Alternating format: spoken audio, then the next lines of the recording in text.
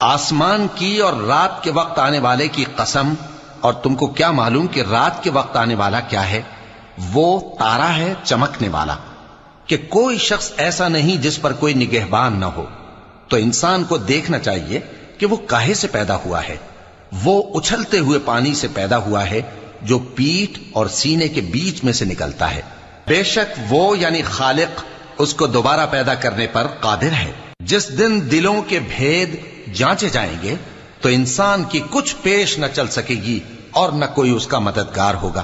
آسمان کی قسم جو مے برساتا ہے، اور زمین کی قسم جو پھٹ جاتی ہے، کہ یہ فیصلہ کن کلام ہے اور یہ کوئی مذاق نہیں۔ یہ لوگ اپنی تدبیروں میں لگ رہے ہیں اور میں اپنی تدبیر کر رہا ہوں۔